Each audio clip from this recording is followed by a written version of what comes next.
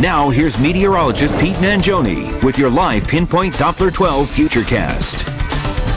All right, do not worry. I am not going to sing. We have a lot of weather to get to, so let's get right to that with live Pinpoint Doppler 12 as we scan the skies over southern New England, not finding anything. So the next several hours will stay dry before that snow starts to move in. A winter weather advisory in effect from 2 o'clock in the morning to 6 o'clock tomorrow evening.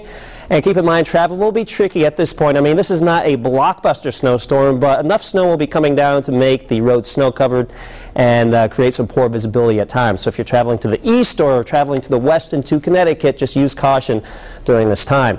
In Providence right now, it's not too bad, a little bit on the cool side. Temperature 22 degrees, the wind chill a chilly 16.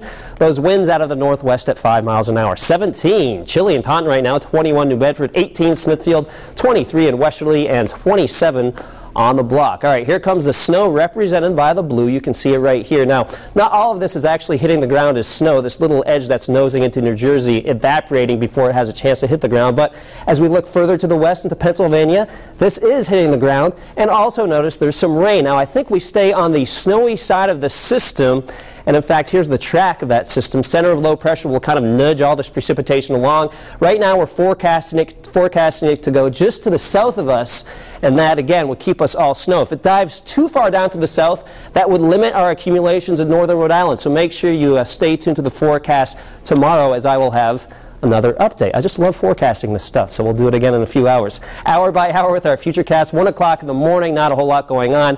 Between about 6, 7 o'clock, the first bands of snow start to sneak in, represented by the blue. So it starts in our western suburbs first, places like Westerly out in the Foster. Then as we go into the noon hour, notice how the blue starts to thicken up. Actually, this is 10 o'clock in the morning. I think most of the roads are snow covered by this point, and the snow will be coming down.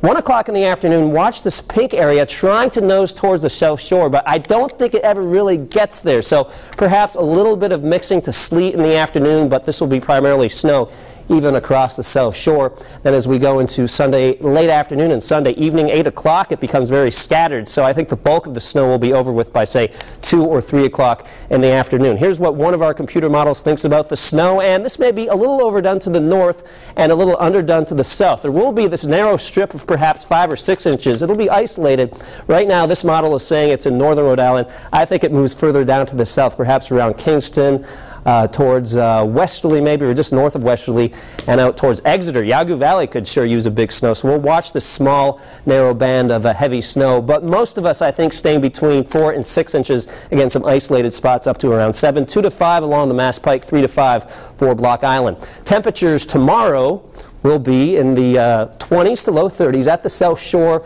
look for around 30 in Charlestown. Northern Rhode Island temperatures also in the upper 20s, 27 in Burrillville, 27 in Foster.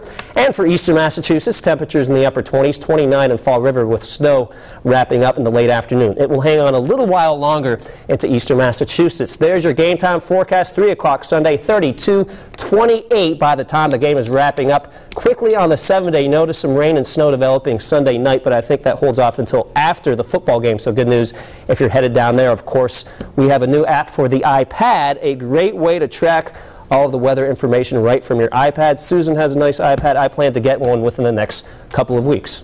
You sure? I'm thinking about it, yeah. Just charge it, Pete. Charge it to the company card? Okay, hopefully the bosses aren't hearing that right now. Okay. Coming